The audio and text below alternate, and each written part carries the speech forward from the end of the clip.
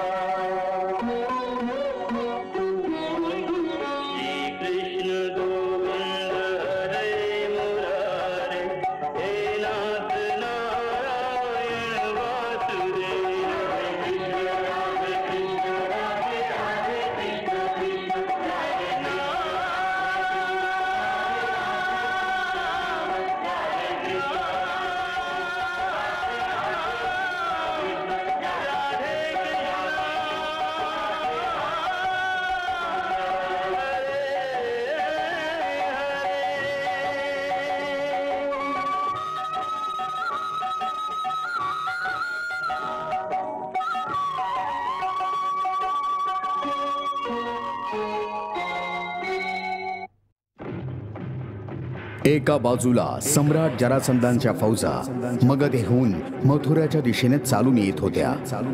दुसऱ्या बाजूला मथुरा नरेशांकडून पाठवलेले राजदूत अक्रूरजी हस्तिनापुराच्या दरबारात महाराज धृतराष्ट्रांकडे सैन्य सहाय्याची मागणी करत होते। माझे महाराज उग्रसेनांनी मला तुमच्याकडे सहायता मागायला पाठवलं आहे। कसलं सहाय्य? सैनिकी सहायता। सैनिक सहाय्य? मी समजलो नाही। महाराज, यावेळी मथुरेवर एक भीषण संकट येऊ घातलं आहे। मगध नरेश जरासंध त्याच्या विशाल सैन्यासह मथुरेच्या दिशेने कूच करतो आहे। तो मथुरेचा विनाश करू इच्छितो आहे। त्याने प्रतिज्ञा केली आहे की तो मथुरेत वृद्ध, मुलं, स्त्री, पुरुष कुणालाही जिवंत सोडणार नाहीये।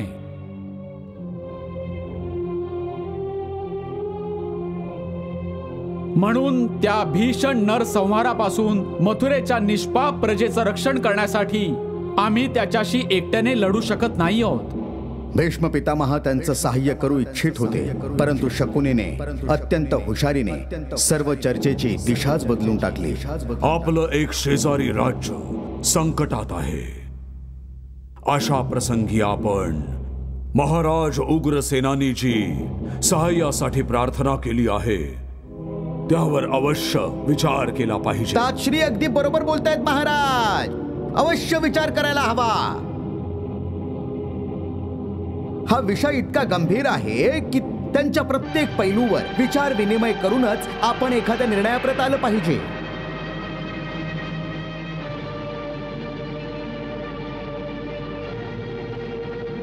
तातश्री जसं म्हणाले की त्यावर अवश्य विचार करायला हवा। हो, आणि त्यासाठी तुम्हाला वेळ हवा असेल ना महाराज? वेळ? हो। महाराज धृतराष्ट्रांनी शकुनीचं म्हणणं मान्य करून लगोलग कोणताही निर्णय घ्यायला नकार दिला। कुमार शकुनी योग्य बोलत आहेत। या विषयाचा अतिशय गांभीर्याने विचार विनिमय करण्याची आवश्यकता आहे। तोपर्यंत सेनापती अक्रूरांची राजगृहातील अतिथीगृहामध्ये विश्राम करण्याची व्यवस्था केली जावी. यामुळे महामंत्री विदुर अतिशय दुःखी होऊन भीष्म पितामहांकडे आले. तातश्री, हे जे काही होत आहे त्याला तुम्ही उचित म्हणाल की अनुचित? अनुचित, सारासार अनुचित. तरीही तुमची वाणी मूक का आहे? इतक्या गंभीर विषयावर आज राज्यसभेत तुम्ही तुमचा निर्णय का नाही ऐकवला? परंतु भीष्म पितामहांनी त्यांची हतबलता सांगितली की त्यांना धृतराष्ट्राची आज्ञा मान्य करणं का भाग आहे. माझी हतबलता आहे माता सत्यवतींना दिलेलं ते वचन, जे मी त्यांना त्यावेळी दिलं होतं, जेव्हा त्या म्हणाल्या होत्या की या गोष्टीचा काय भरोसा की तुझ्यासारखा पराक्रमी वीर माझ्या दुबळ्या मुलांना मारून त्यांचं सिंहासन हिरावून नाही घ्यायचा. तेव्हा मी वचन दिलं होतं की त्यांच्या मुलांपैकी जो कोणी हस्तिनापुराच्या सिंहासनावर विराजमान होईल, मी आजीवन त्याची सेवा करीन, त्याच्या सिंहासनाचं रक्षण करीन आणि त्याच्या प्रत्येक आज्ञेचं पालन देखील करीन. तिथे शकुनी धृतराष्ट्रांना चिथावणी देत होता की जर ते त्यांचा मुलगा दुर्योधनाला राजा बनवू इच्छित असतील तर त्यांनी जरासंधाला मथुरेचा विनाश करू द्यावा. ज्या योग्य 5 पांडव आणि त्यांच्या माता कुंतीचं सहाय्य करणार कुणीही उरणार नाही. राजनीतीचा धर्म तर हा आहे की दुर्भाग्याच्या कारणाचा समूळ नाश करायला हवा. अर्थात आवश्यकता भासल्यास पंडुपुत्रांनाच संपवून टाकलं जावं. नाही, हा अधर्म आहे, हा अन्याय आहे, हे पाप आहे महाराज. परंतु त्यांच्या भाऊ शकुनीने महाराजांना काहीतरी वेगळंच सांगितलं. महाराज, तुम्ही माझ्या प्रश्नांचं उत्तर द्यावं की राजाचा ज्येष्ठ पुत्रच राज्याचा उत्तराधिकारी असतो की नाही? अवश्य. मग आता हस्तिनापूरचा राजा कोण आहे? मी आहे. बस महाराज, बस. या क्षणी जो राजा त्याचाच पुत्र राज्याचा उत्तराधिकारी. शकुनी, तुमची युक्ती आणि बुद्धी दोन्ही प्रशंसनीय आहे. वा वा. जर तुम्ही इथे राहिला तर माझा पुत्र दुर्योधन अवश्य इथला युवराज बनेल. नक्कीच राहीन महाराज, नक्कीच राहीन. मी तुम्हाला वचन देतो की जोपर्यंत माझ्या प्रिय भाच्यासाठी दुर्योधनासाठी मार्ग मोकळा करत नाही तोपर्यंत मी माझ्या गांधार नगरीत जाणार नाही. दुसरीकडे अक्रूर सर्वांना भेटत होते जेणेकरून सगळेजण महाराज धृतराष्ट्रांवर दबाव आणतील की त्यांनी मथुरेला सहाय्य करावं. त्याच प्रयत्नात जेव्हा ते भीष्म पितामहांकडे आले तेव्हा भीष्म पितामहांनी त्यांच्या समोर आपलं मन मोकळं केलं. या राज परिवाराचं वातावरण खूप दूषित झालं आहे. ही कशी विडंबना आहे की ज्या कुरुवंशाच्या वृद्धी आणि प्रगतीसाठी आम्ही सगळ्यांनी एकाहून एक श्रेष्ठ बलिदान दिलं होतं, आज त्या महान परिवारात राज्य सत्तेच्या लोभाने भावाला भावाचा शत्रू बनवला आहे. मी या राजकुमारांना एक साथ एकत्र मिळून गुरु द्रोणांच्या आश्रमात शस्त्रक्रियेचं प्रदर्शन करताना पाहून स्वप्न बघायचो. मी स्वप्न बघायचो की धर्मात्मा राजा युधिष्ठिराच्या अधिपत्याखाली जेव्हा अर्जुन आणि दुर्योधनासारख्या शक्ती मिळून काम करतील तेव्हा हस्तिनापुराचं साम्राज्य समुद्रापासून समुद्रापर्यंत एक छत्र राज्य होईल आणि हस्तिनापूरचा राजा सर्व पृथ्वीचा सम्राट असेल.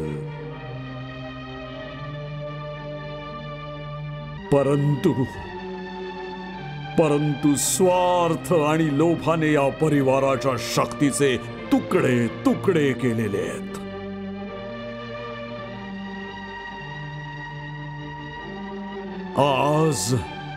आज परिस्थिती अशी आहे की एका भावाला दुसरा भाऊ विष पाजून त्याच्या हत्येचा प्रयत्न करतो आहे हत्येचा प्रयत्न करतो आहे.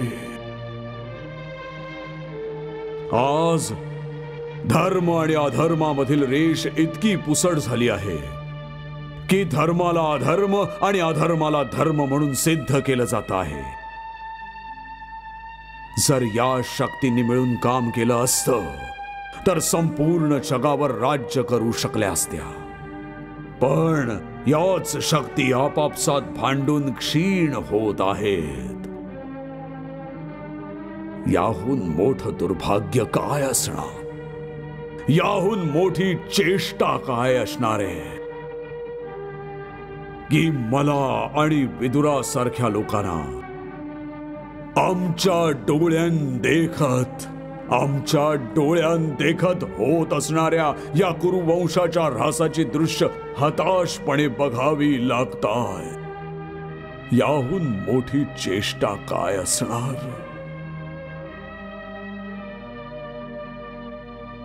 हे प्रभू, तुझी हीच इच्छा असेल तर कोणी काय करू शकतो? काय करू शकतो? कोणी काय करू शकतो?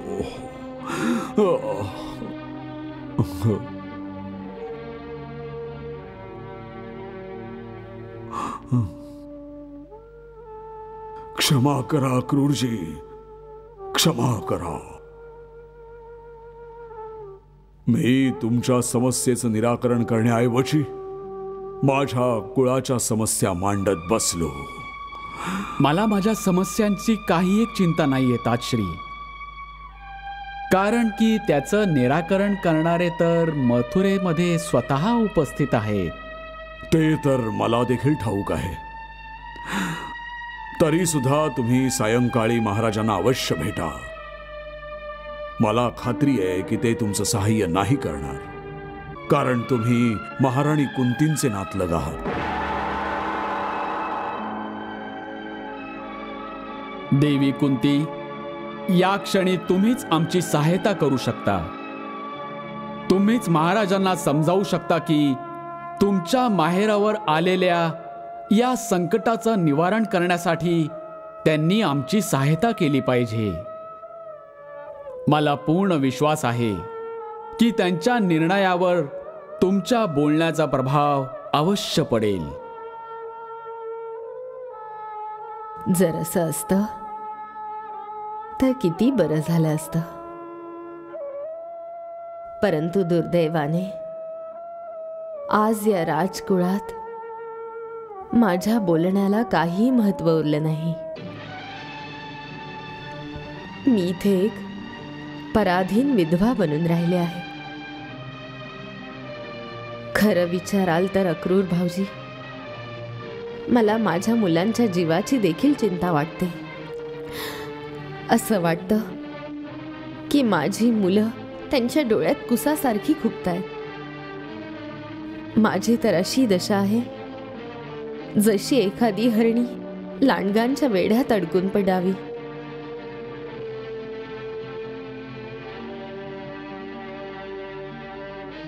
दुर्योधनाने तर एकदा माझ्या भीमाला गतप्राणच केलं होतं.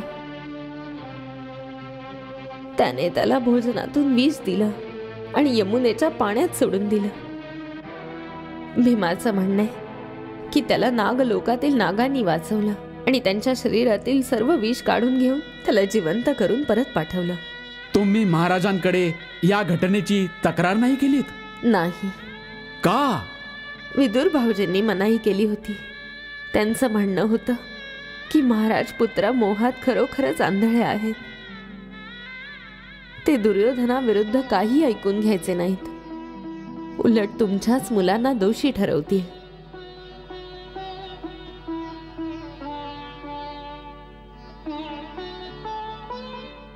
याचा अर्थ हा आहे की इतक्या मोठ्या कुरुवंशात तुमची सहायता करणारा कोणीच नाहीये? विदुर भाऊजी आहेत. केवळ त्यांच्यावरच विश्वास आहे.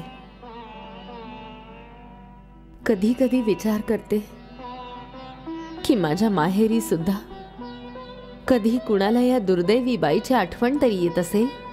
अवश्य येते, सगळ्यांना येते. विशेषतः कृष्ण तर तुमच्या बाबतीत अनेक वेळा चिंता करत असतात. कृष्ण, कनिष्ठ बंधू वसुदेवांचे पुत्र कृष्ण, त्यांच्या बाबतीत तर मी चित्र विचित्र गोष्टी ऐकत असते. ऐकलंय की ते कोणीतरी अलौकिक शक्ती असणारे बालक आहेत. अलौकिक शक्ती असणारा बालक? कधी कधी विचार करते की माझ्या माहेरी सुद्धा कधी कुणाला या दुर्दैवी बाईची आठवण तरी येत असेल का? अवश्य येते, सगळ्यांना येते. विशेषतः कृष्ण तर तुमच्या बाबतीत अनेक वेळा चिंता करत असतात. कृष्ण, कनिष्ठ बंधू वसुदेवांचे पुत्र कृष्ण, त्यांच्या बाबतीत तर मी चित्र विचित्र गोष्टी ऐकत असते. ऐकले की ते कोणी अलौकिक शक्ती असणारे बालक आहे. अलौकिक शक्ती असणारा बालक? नाही, तो बालक नाहीये. तर मग कोण आहे? तुम्हाला सत्य ऐकायचंय कुंती देवी? हो भाऊजी. मग परम सत्य हे आहे की श्रीकृष्णांच्या रूपात स्वतः सर्व शक्तिमान भगवानच या धर्तीवर अवतरले आहेत. सर्व शक्तिमान भगवंत? हो, सर्व शक्तिमान भगवान श्रीकृष्ण. कुंती देवी, मी तुम्हाला एक अत्यंत गोपनीय रहस्य सांगतो. मी स्वतः याच चर्मचक्षूंनी त्यांच्या चतुर्भुज रूपाचं दर्शन घेतलं आहे. काय सांगताय काय भाऊजी? त्यांच्या चतुर्भुज रूपाचं तुम्हाला दर्शन दिलं आहे? हो कुंती देवी, हो. माझ्यावर विश्वास ठेवा. या धरतीच्या कुणा मानवाला त्यांच्या चर्मचक्षुनी प्रभूंच्या चतुर्भुज रूपाचं दर्शन घेता येऊ शकतं? ही घटना तर खूप अविश्वसनीय आहे. कुंती देवी, आपल्या सारख्या साधारण मनुष्यांकरता तर खरोखरच अविश्वसनीय आहे. परंतु भगवंतासाठी काहीही असंभव नाही. त्यांना वाटेल तेव्हा ज्याच्यावर कृपा करावी त्या प्राण्याला दगडात देखील त्यांचं दर्शन घडवतात.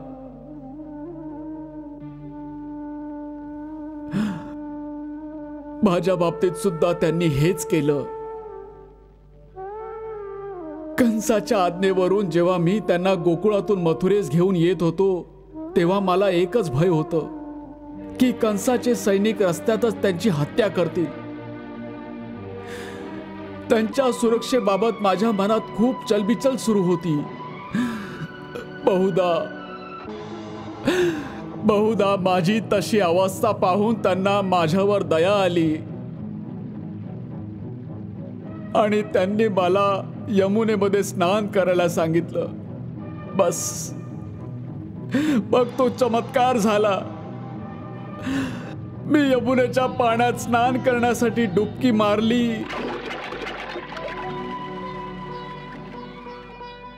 अक्रूरजी,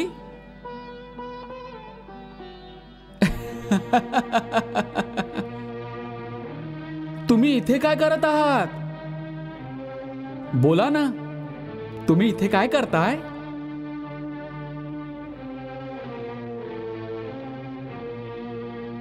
काका, काय झालं? काय बघत आहात? काही नाही. काका, तुम्ही माझ्या प्रश्नाचं उत्तर नाही दिलत. बाहेर पण तेच होते, जलात पण तेच होते. देवता आणि गंधर्व त्यांची स्तुती करत होते. यमुनेच्या पात्रात त्या क्षणी अक्रूरांना श्रीकृष्णाचं अद्भुत दर्शन झालं. नागाच्या वेटोळ्यावर बसलेली श्रीकृष्ण मूर्ती साक्षात श्री विष्णू समानच भासत होती आणि त्या नागफण्याच्या रूपाने श्री बलराम श्रीकृष्णाच्या मस्तकावर छत्र धरून उभे होते. ब्रह्मदेव, नारद मुनी, ऋषी, देवदेवता, यक्ष, गंधर्व त्यांच्या अवतारांची आरती करत होते. पहिला मत्स्यावतार, दुसरा कूर्मा अवतार, तिसरा वराह अवतार, चौथा नरसिंह अवतार, पाचवा वामन अवतार, सहावे अवतारी परशुराम, सातवा अवतार साक्षात प्रभू श्री रामचंद्र आणि आठव्या अवतारात स्वतः श्रीकृष्ण. अक्रूरांना त्यांच्या या सर्व अवतारांची एक झलकच त्यावेळी बघायला मिळाली. श्रीकृष्णांच्या या अलौकिक अवतार दर्शनाने भारून गेलेल्या अक्रूरांनी त्यांच्या समोर लोटांगण घातलं.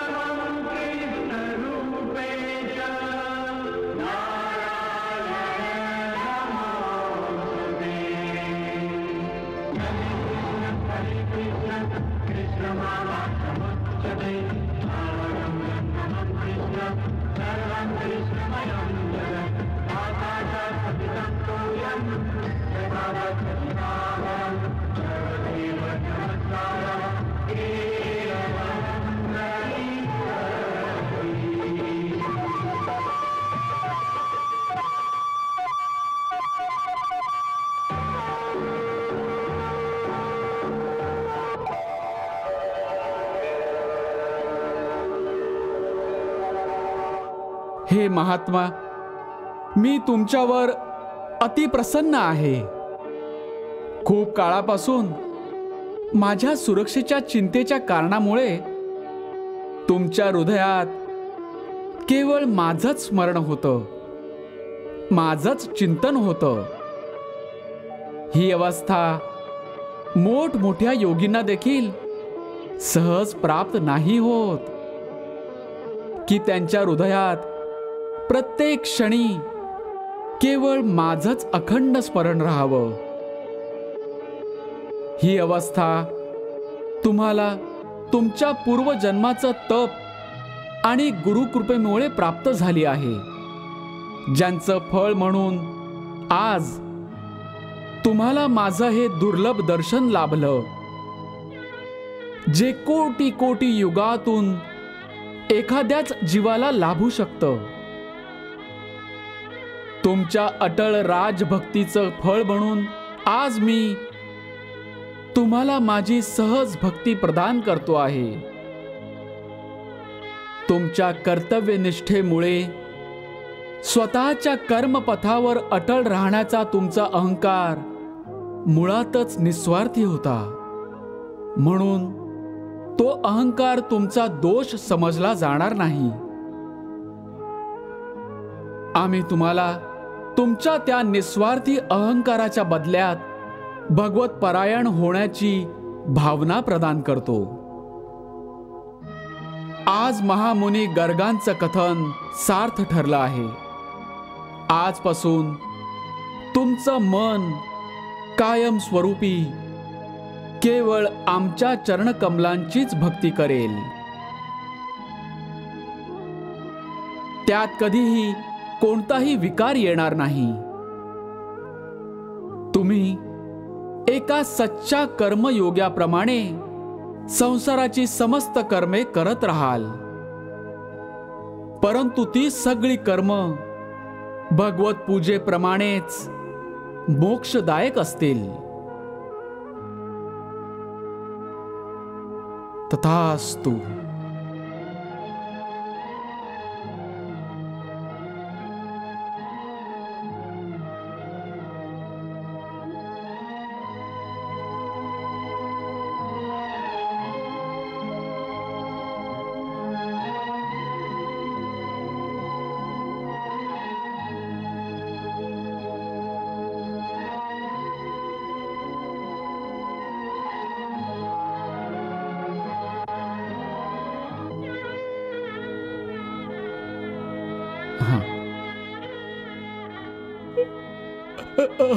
प्रभू,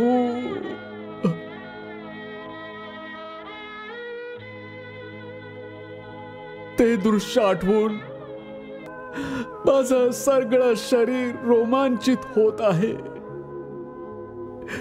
कुंती देवी,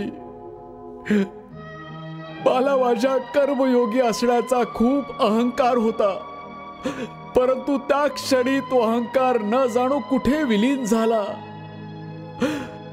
तेव्हा मला ज्ञान झालं की जे काही होत आहे सर्व त्यांच्याच इच्छेने होत आहे.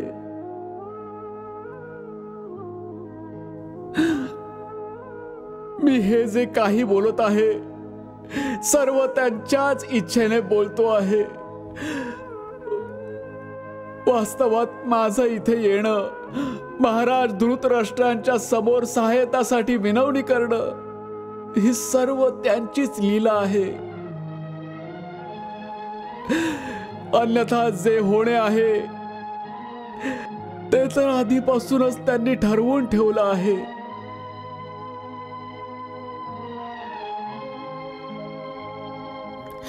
अक्रूर भाऊजी, तुम्ही तर कृतकृत्य झालात. आज तुमच्या दर्शनाने मी देखील धन्य झाले. तुमच्यावर त्यांची इतकी कृपा आहे, तर कधीतरी त्यांच्याशी माझ्या बाबतीत देखील बोला. कधीतरी त्यांना माझी पण व्यथा कथन करा. त्यांना सांगायची तरी काय आवश्यकता आहे देवी? ते तर स्वतःच सर्वज्ञ आहेत. ते तुमची व्यथा जाणून आहेत. इथे येताना सुद्धा त्यांनी मला विशेषत्वाने सांगितलं होतं की कुंती आत्याला सांगा की जराही चिंता करू नकोस. जोपर्यंत मी आहे तिचं आणि तिच्या मुलांचं कोणीही नुकसान करू शकत नाही. जेव्हा केव्हा ती माझं अगदी मनापासून स्मरण करेल तेव्हा मी तिच्या जवळच असेन. म्हणूनच देवी, तुम्ही भक्तिभावाने सदैव त्यांचं स्मरण करा. तुम्हाला प्रत्येक अडचणीतून बाहेर पडण्याचा मार्ग मिळत राहील.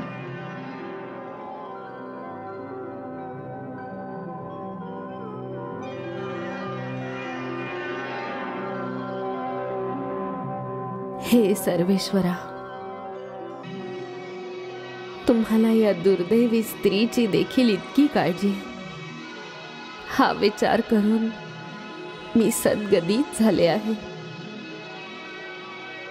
बस माझ्यावर अशीच कृपादृष्टी राहू दे. हे गोविंद, मी माझ्या मुलांसह दुःख मागून दुःख भोगते. तू तर विश्वात्मा आहेस. मी तुला शरण आले आहे. माझं रक्षण कर, माझ्या मुलांचं रक्षण कर.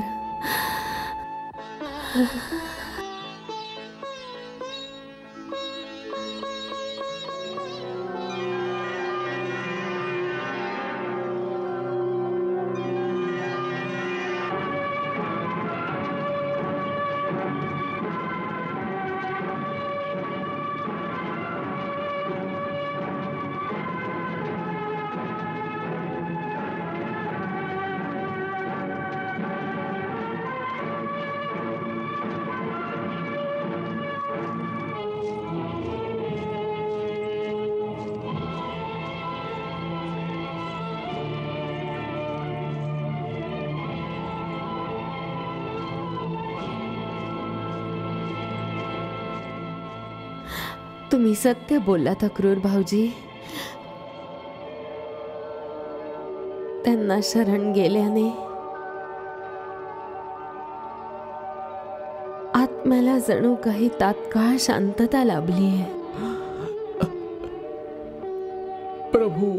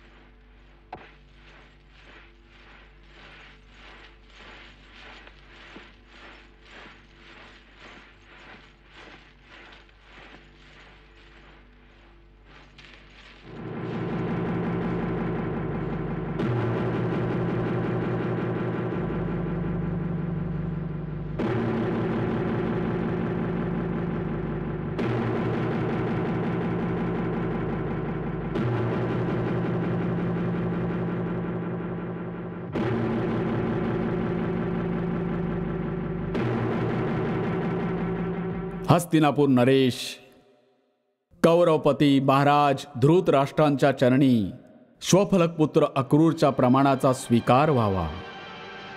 यावं महारथी अक्रूर, आसन ग्रहण करावं. एका याचकाला देखील तुम्ही आसन देत आहात, हे तर तुमच्या मनाच्या औदार्याचंच सूचक आहे महाराज. परंतु याचनाकर्त्यासाठी आसनापेक्षा अधिक महत्त्व या गोष्टीचं आहे की त्याची याचना पूर्ण केली जावी.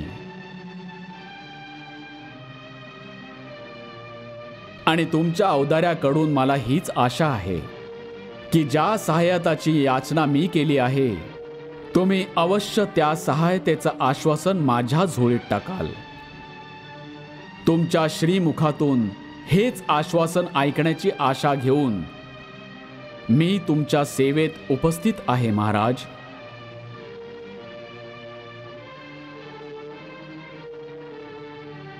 महारथी अक्रूर,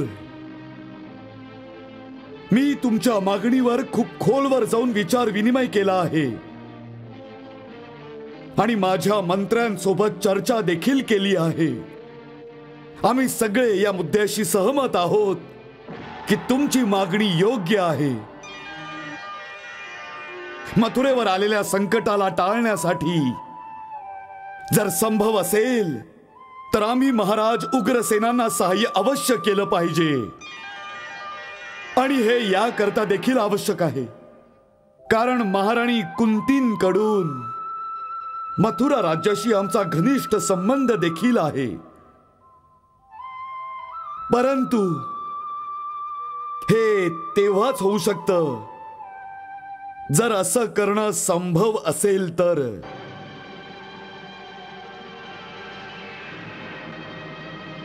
हे किती मोठं दुर्दैव आहे की आज आमच्यासाठी हे करणं संभव नाहीये.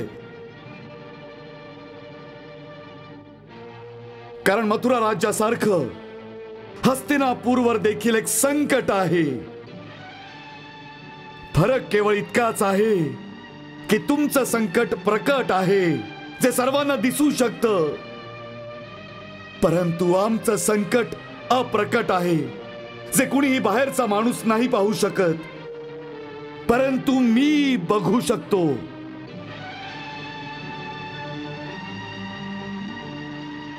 तुमचं संकट? होय अक्रूरजी. आज चहूबाजूंनी शत्रूंच्या नजरा हस्तिनापुराच्या राजसिंहासनावर खेळल्या आहेत.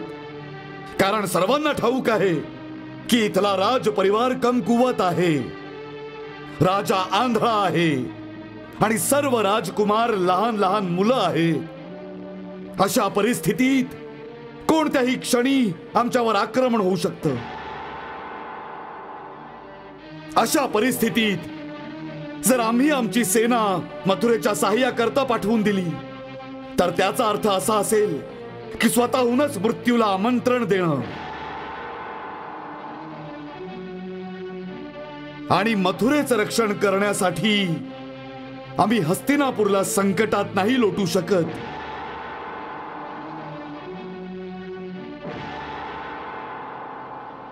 अक्रूरजी, तुम्ही जाऊन महाराज उग्रसेनांना सांगावं की आम्हाला अतिशय खेद आहे की यावेळी आम्ही त्यांचं कुठलंही सहाय्य नाही करू शकत. हो, परंतु आम्ही देवाकडे प्रार्थना अवश्य करू की त्याने त्यांचं सहाय्य करावं. तुम्ही इतकंच केलं तरी ते देखील पुरेसं असेल महाराज. कारण जर भगवंतच त्यांच्या सहायतेसाठी असतील तर मग त्यांना कोणा दुसऱ्याच्या सहायताची आवश्यकता तरी का असेल. तुमच्या या सद्भावनेकरता मी माझ्या महाराजांच्या वतीने तुम्हाला धन्यवाद देतो.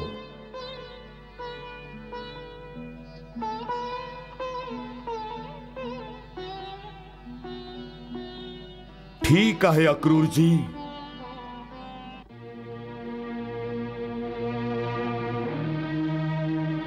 महाराज, जाण्यापूर्वी जर तुमची आज्ञा असेल मी तुम्हाला तो संदेश ऐकू इच्छितो जो श्रीकृष्णांनी मला तुमच्यापर्यंत पोचवायला सांगितला होता. काय? श्रीकृष्णांनी माझ्याकरता एखादा संदेश पाठवला आहे? होय महाराज. माझं अहो भाग्य. अक्रूरजी, मी बऱ्याच जणांकडून ऐकलं आहे की माता पृथ्वीचा भार हलका करण्यासाठी स्वतः सर्वशक्तिमान भगवंतांनी श्रीकृष्ण रूपाने स्वतः यदुकुळात अवतार घेतला आहे. हे सत्य आहे का? तुम्ही सत्यच ऐकलं आहे महाराज. दुष्टांचा संहार करण्यासाठी भगवान श्रीकृष्ण स्वतः गोकुळातून धर्तीवर अवतरले आहेत. आहा, हे ऐकून किती बरं वाटलं की त्या सर्वेश्वर भगवंतांना माझ्यासारख्या तुच्छ प्राण्याची देखील आठवण आहे. महाराज, त्यांना तर सर्वांचीच आठवण असते. त्यांच्यासाठी तर तुच्छ आणि महान सगळे एक समान आहेत. चांगले वाईट सगळी त्यांचीच बाळं आहेत. सगळ्यांप्रती त्यांची समदृष्टी असते. म्हणूनच तर ते भगवंत आहेत. सांगा, त्यांचा माझ्यासाठी काय आदेश आहे? जे त्यांनी सांगितलं होतं तो संदेश मी तुम्हाला जशाचा तसा ऐकवतो. ऐकवा. ते म्हणाले होते, हे विचित्र वीर नंदन धृतराष्ट्र, तुमचा भाऊ पंडूच्या स्वर्गवासानंतर आता तुम्ही राजसिंहासनावर आरूढ झाले आहात. त्यामुळे तुमचं कर्तव्य आहे की कुरुवंशाच्या उज्ज्वल कीर्तीला अजून वृद्धिंगत करा. स्वधर्माने पृथ्वीचं पालन करा. स्वतःच्या सद्व्यवहाराने प्रजेला प्रसन्न ठेवा आणि तुमच्या स्वजनांबरोबर समान वागणूक ठेवा. असं केल्याने तुम्हाला या लोकात यश आणि परलोकात सद्गती प्राप्त होईल. जर तुम्ही याच्या विरुद्ध आचरण कराल तर या लोकात तुमची निंदा होईल आणि मृत्यू पश्चात तुम्हाला नरकात जावं लागेल.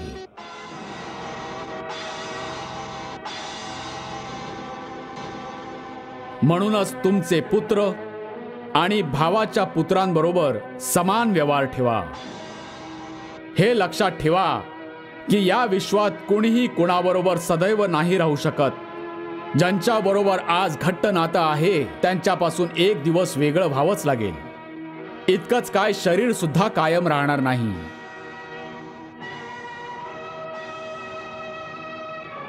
जीव एकटाच जन्माला येतो आणि मेल्यानंतर एकटाच निघून जातो. आपल्या कर्मकृत्यांचं, आपल्या पाप पुण्याचं फळ तो एकटाच भोगत असतो. मूर्ख जीव ज्यांना आपलं समजून, ज्यांच्याकरता अधर्माने वागून ज्यांचं पालन पोषण करतो, तोच पुत्र धन आणि त्याचे स्वतःचे प्राण देखील त्या जीवाला अकृतार्थ होऊन सोडून जातात.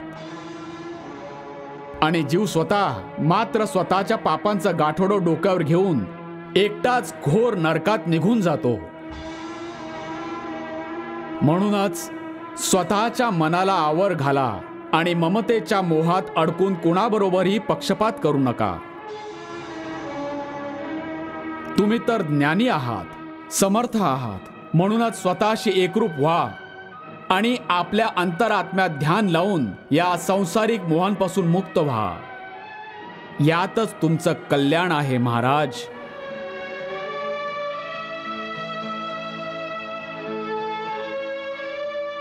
अक्रूरजी, भगवान श्रीकृष्णांनी खरोखरच माझ्या कल्याणाची गोष्ट सांगितली आहे.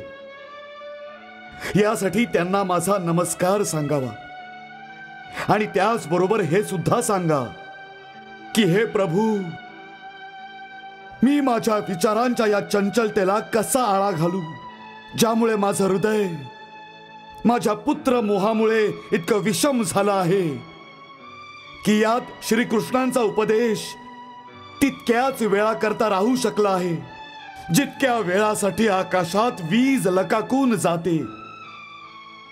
ज्या प्रकारे आकाशात क्षणभरासाठी वीज चमकते आणि दुसऱ्याच क्षणी पुन्हा अंधकार पसरतो, त्याच प्रकारे माझं मन पुढच्याच क्षणी परत पुत्र मोहाच्या सागरात बुडून जात आहे.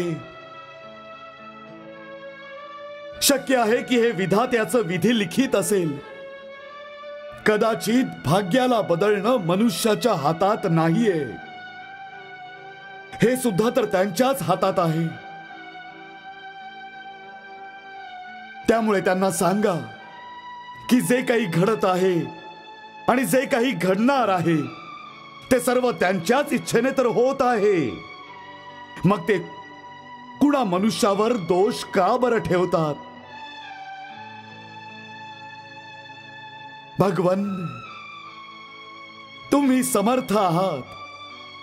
बदलायचंच असेल तर विधात्याचं विधिलिखितच बदला. मी विधात्याचं विधिलिखित बदलू आणि ते स्वतः काहीच पुरुषार्थ नाही करणार. वा, पाहिलं अक्रूरजी, मनुष्याचा अहंकार किती प्रबळ असतो ते, की भले स्वतः भगवंतांनी जरी त्याला उपदेश दिला तरी त्याच्यावर जराही परिणाम होत नाही. वास्तवात हा अहंकारच मनुष्याचा सर्वात मोठा शत्रू आहे. कारण जोपर्यंत तो अहंकाराच्या सीमेला पार नाही करत, तो भक्तीच्या क्षेत्रात प्रवेश नाही करू शकत. आणि जोपर्यंत भक्ती नाही तोपर्यंत भगवंताचं बोलणं कोण ऐकणार? तसही कौरव वंशाचा जो विनाश विधात्याने त्यांच्या भाग्यात लिहून ठेवला आहे त्याला कोण थोपवू शकतं? तसंच कर्म करणार ते. परंतु त्या पाप आणि अन्यायाने भरलेल्या दूषित वातावरणात अडकलेला माझा एक परमभक्त तिथे आहे, विदुर. मला अनेक वेळा त्याची आठवण येते, त्याची दया येते की कसं केवळ एका चुकीमुळे तो त्या पापाच्या दलदलीत अडकून पडला आहे. हे सांगा की तिथे माझ्या प्रिय विदुराची काय परिस्थिती आहे? प्रभू, ते तर तुमचे परमभक्त आहेत.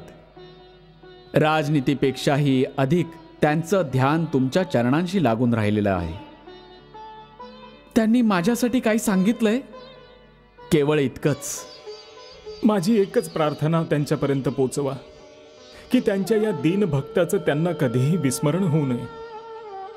कर्तव्याच्या ज्या काट्याकुट्यांनी भरलेल्या मार्गावरून मी चालतो आहे त्यावर त्यांनी सदैव मला मार्गदर्शन करत राहावं. बस, आता तर मी त्यांच्या चरणांशी आहे.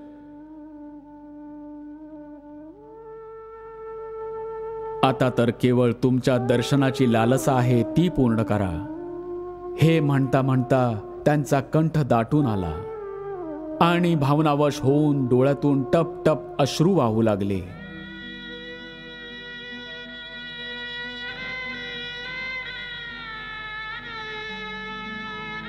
ते तर तुमच्या दर्शनासाठी खूप उतावीळ आहेत प्रभू, खूप उतावीळ आहेत. मी त्यांच्याहूनही अधिक उतावीळ आहे अक्रूरजी. माझ्या धर्मराजाच्या दर्शनाकरता. हा, धर्मराज? तुम्ही त्यांना धर्मराज म्हणालात प्रभू? हो, ते धर्मराजाचेच अवतार आहेत. भगवान, कृपा करून या रहस्याची देखील उकल करून सांगावी.